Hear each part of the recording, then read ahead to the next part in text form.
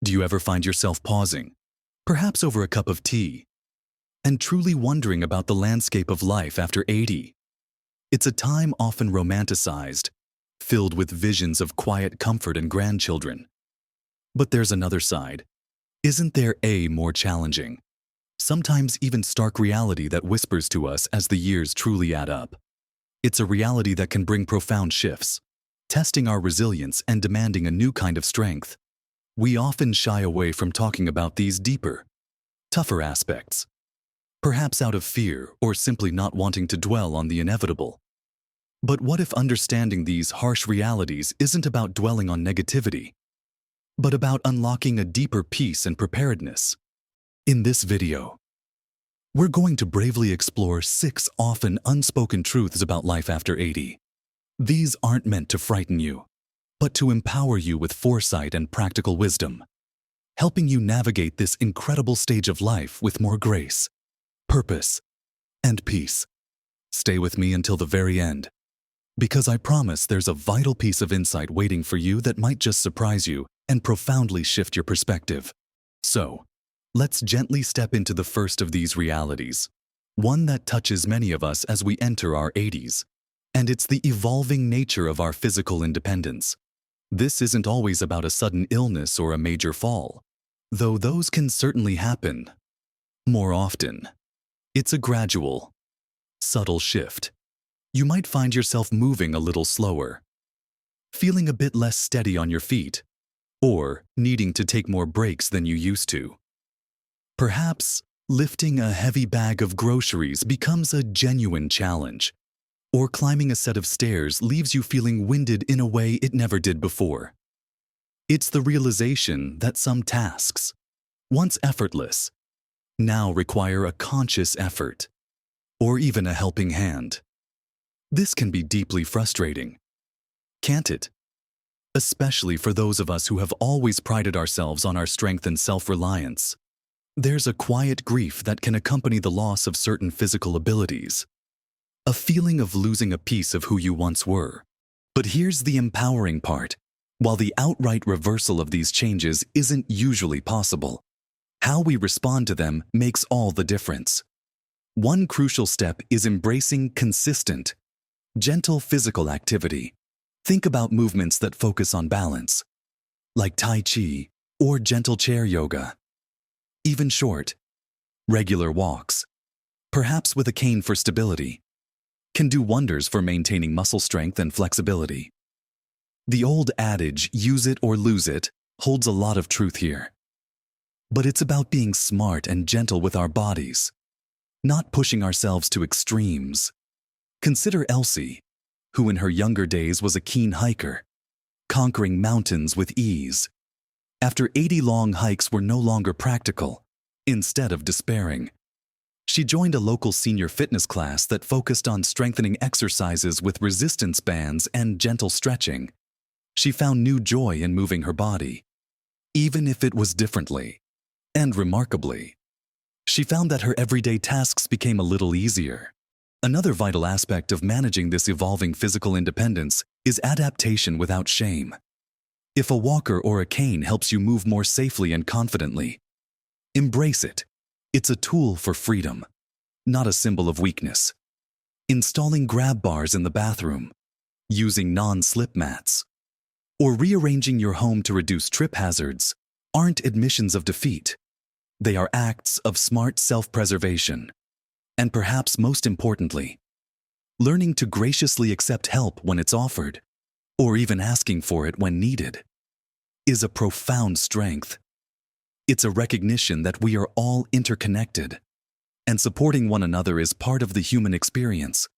It allows us to conserve our energy for the things that truly matter to us, focusing on what you can still do, and finding new ways to enjoy life's simple pleasures can profoundly shift your perspective from loss to a sense of quiet triumph.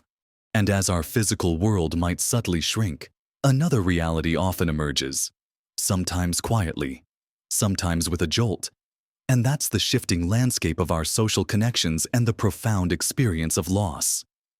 When you reach your 80s, It's an undeniable truth that you've likely experienced the heartache of losing beloved friends, cherished family members, and perhaps most profoundly, a life partner.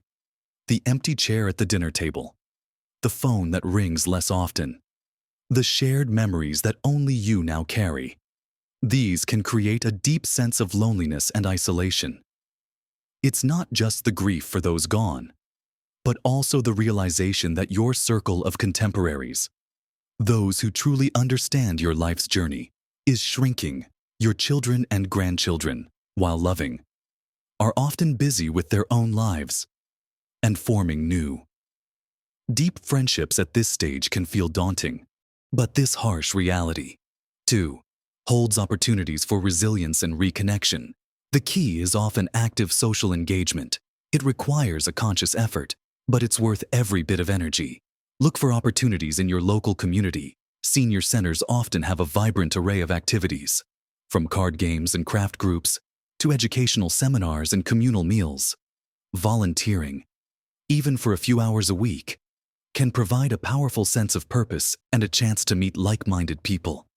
John, who lost his wife after 60 years of marriage, felt a profound emptiness. He'd always loved history. A friend suggested he volunteer at the local library, helping with their archives. He was hesitant at first, but soon found himself surrounded by people who shared his passion. And he even started a small discussion group on local history. He was forming new connections, finding joy in shared interests, and feeling useful again. Don't underestimate the power of technology either. While it can seem intimidating, learning to video call with family can bridge vast distances and bring faces and voices right into your living room. There are also many online communities centered around specific hobbies or interests where you can connect with people from all over the world, sharing stories and laughter. It's not a replacement for face-to-face interaction, but it can be a wonderful supplement. Also, be open to forming intergenerational friendships. Younger neighbors, volunteers, or even staff at your local coffee shop might surprise you with their warmth and willingness to connect. Finally, acknowledge your grief. Losing loved ones is profoundly painful, and allowing yourself to feel that sorrow, perhaps even seeking support from a grief counselor or support group, is a sign of strength, not weakness. This painful reality can surprisingly lead to a deeper appreciation for the connections we do have, and a willingness to step outside our comfort zone to forge new ones. Now, as we consider these deeply personal shifts, there's another area of life that can become unexpectedly challenging for many after 80, and that's the financial landscape. For many, entering the 80s means living on a fixed income, perhaps from pensions, Social Security, or a combination of savings that were meant to last. The harsh reality here is that while your income might be stable, the cost of living rarely is. Inflation means that the price of groceries, utilities, and particularly healthcare, often continue to climb. This can create a quiet, persistent anxiety: will my savings last? What if there's an unexpected expense, like a major home repair or a medical emergency not fully covered by insurance? There's often a deep-seated fear of becoming a burden to family, or of losing the independence that financial security provides. This can lead to difficult choices, like cutting back on things that bring joy, or even basic necessities, to make ends meet. But navigating this financial terrain can be done with careful planning and awareness. The first step is to get a clear picture of your finances.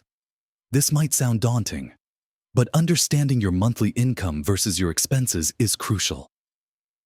Many community centers or senior organizations offer free or low-cost financial counseling that specializes in helping seniors manage their budgets and explore options. Don't be afraid to ask for help from trusted professionals or family members. Another vital step is to explore all available benefits and assistance programs. Many seniors are eligible for various forms of aid, from utility assistance and food programs to prescription drug coverage, that they simply don't know about or are hesitant to apply for. These programs are designed to help, and utilizing them is a smart way to stretch your income further. Mary, a widow in her mid-80s, Worried constantly about the rising cost of her medications and heating bills, she spoke to a social worker at her local community center, who helped her apply for a state prescription assistance program and a home energy grant. These small changes, combined with a stricter budget, significantly eased her financial worries. Consider your living situation carefully. Could downsizing to a smaller home, or even exploring shared living arrangements, reduce your housing costs? While emotionally difficult, sometimes these decisions can free up significant resources and reduce stress. Regularly review all your subscriptions and monthly expenses.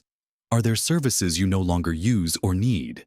It's surprising how much can be saved by simply being mindful of where your money is going. And perhaps most critically, be fiercely aware of scams. Seniors are unfortunately prime targets for financial fraud. If an offer sounds too good to be true, it almost certainly is. Never share personal financial information over the phone or online unless you have initiated the contact and verified the source. Having a trusted family member or professional as a second pair of eyes on any financial decisions can provide an invaluable layer of protection. Taking proactive steps can transform this harsh reality into a manageable one, allowing for more peace of mind. Beyond the numbers and figures, another reality that often causes quiet concern for many as they age into their 80s relates to our minds. And that's the natural, yet often frustrating, experience of cognitive changes and memory lapses. It's important to distinguish this from more severe conditions like dementia. What we're talking about here are normal, age-related shifts. Perhaps it takes a little longer to recall a name or a specific word. You might find yourself walking into a room and forgetting why you went in there. Or multitasking becomes a bit more challenging. These tip-of-the-tongue moments, or the occasional misplacement of keys, can be deeply unsettling, creating an underlying fear that your mind is somehow slipping away. There's a quiet anxiety that comes with not being as sharp as you once were, even if you know deep down it's a natural part of aging. However, just as with physical changes, there are powerful ways to support and maintain your cognitive health. Think of it as brain fitness. Keeping your mind active and engaged is incredibly beneficial. This doesn't mean you need to go back to school, but rather consciously seek out activities that challenge your brain in new ways. Puzzles like crosswords or Sudoku are great. But even better are activities that require learning something new, trying to learn a few phrases in a foreign language, picking up a new musical instrument, taking an online course in a subject that interests you, or joining a book club that sparks lively discussions. Arthur, a retired history professor, felt his memory getting a bit sluggish. Instead of resigning himself, he started using an app to learn conversational Spanish, a language he'd always wanted to master. Not only did it stimulate his mind, but it also opened up new avenues for cultural engagement and connection. Building simple memory aids into your daily routine can also alleviate frustration. Keeping a consistent place for your keys, wallet, and glasses can prevent endless searching. Using a detailed calendar or planner for appointments and tasks, or setting reminders on your phone, are smart strategies, not signs of failure. For medications, a pill organizer can be a lifesaver, ensuring you take the right dose at the right time. Furthermore, your overall health profoundly impacts your brain health. A heart-healthy diet, like the Mediterranean diet, rich in fruits, vegetables, and healthy fats, supports brain function. Prioritizing good sleep, aiming for 7 to 9 hours of quality rest, is crucial for memory consolidation. Regular physical exercise, even gentle walks, improves blood flow to the brain, which is essential for its optimal performance. And importantly, social interaction keeps your mind sharp and engaged, fighting off the isolation that can negatively affect cognition. Recognizing these natural shifts and proactively supporting your brain can help you navigate this reality with greater confidence and peace. As we consider these internal and financial shifts, there's a practical reality that becomes increasingly central in life after 80, and that's navigating the complex world of healthcare. It's an undeniable truth that as we age, our bodies often require more attention, leading to more frequent doctor visits, multiple specialists, and often a longer list of medications. The healthcare system can feel like a confusing maze, filled with complicated insurance forms, medical jargon, long waiting times, and the challenge of advocating for yourself when you might feel overwhelmed or unheard. It can be exhausting to keep track of appointments, remember what each pill is for, and understand what your insurance actually covers. There's a very real pressure to manage your own health while also trying to decipher a system that wasn't necessarily designed for ease of use.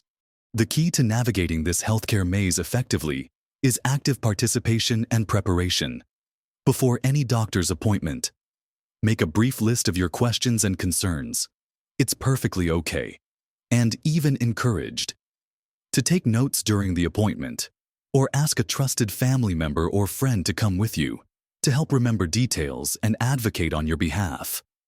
Don't be afraid to ask for clarification if you don't understand something your doctor says. It's your health, and you have every right to comprehend your treatment plan. When it comes to medications, a comprehensive list of all your prescriptions, including over-the-counter drugs and supplements, with their dosages and why you take them, is essential. Regularly review this list with your doctor and pharmacist. Eleanor, for example, found her husband's medication schedule overwhelming. She worked with their pharmacist to simplify the routine and had their daughter accompany them to doctor's visits, turning complex medical conversations into clear, actionable steps. Understanding your insurance coverage is another critical piece of this puzzle. It's not always straightforward, but knowing what services are covered, what your co-pays are, and what steps you need to take for referrals or specialist visits can save you a lot of stress and unexpected bills. Many local senior services or area agencies on aging offer free guidance on Medicare and other insurance programs. Remember, preventative care is always easier than reactive care. Keeping up with regular checkups, screenings like mammograms or colonoscopies, and vaccinations can help catch issues early and maintain your health more effectively. By becoming an informed and proactive participant in your healthcare, you can reduce anxiety and ensure you receive the best possible care, transforming this daunting reality into a manageable one. And finally, woven into all these realities, often unspoken but always present, is the profound experience of coming to terms with our own mortality. As we enter our 80s, the finite nature of life becomes more apparent, not in a morbid way necessarily, but as a deep, reflective understanding. This can bring moments of fear or regret about things left undone or unsaid, but it can also bring incredible clarity, peace, and a profound appreciation for the life you have lived. It's a time when many of us naturally begin to reflect on our legacy, our spiritual beliefs, and what truly matters. This reality isn't about giving up.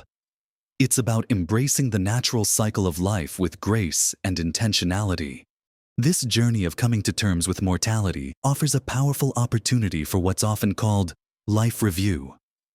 This involves looking back on your experiences, your triumphs, your challenges, and the lessons you've learned. It can be a very healing process, helping you find meaning in your journey and feel gratitude for your path. You might consider journaling, talking to loved ones about your memories, or even writing your life story for your family. As Margaret did in her late 80s, she found immense peace and joy in recalling her journey and sharing her wisdom with her grandchildren. This process can also be a time for forgiveness, for yourself and for others, letting go of old grudges that no longer serve you. Another practical yet deeply significant aspect of this reality is making your end-of-life wishes known.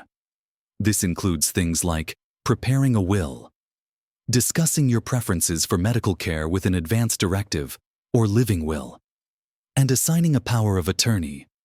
While these conversations might feel difficult, they provide immense peace of mind for you and greatly ease the burden on your loved ones during a challenging time.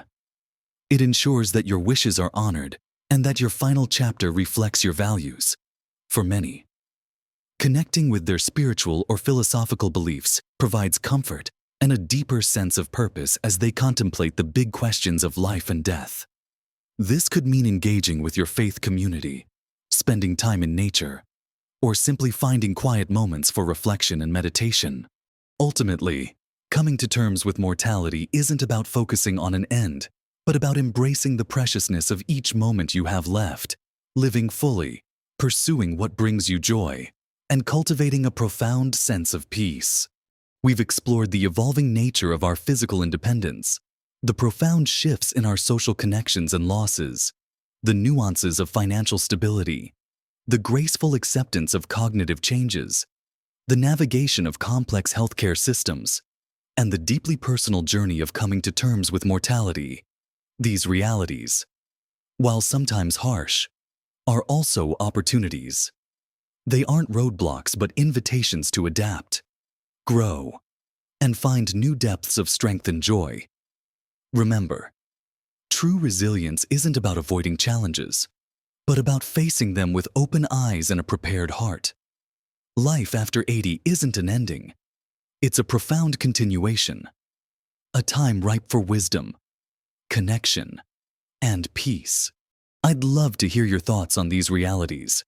What have you found to be the most challenging, or surprisingly, the most rewarding aspect of life after 80? Please share your wisdom in the comments below if this conversation has resonated with you. If you found it helpful or thought-provoking, please do give this video a thumbs up. It truly helps more people find these important discussions. And if you haven't already, consider subscribing to the channel for more gentle guidance and empowering insights on living your best life at every age. Remember, every day is a gift, and every age holds its unique beauty and purpose. Live your best life, not just at every age, but especially in these precious, golden years. You've earned it, and you deserve it.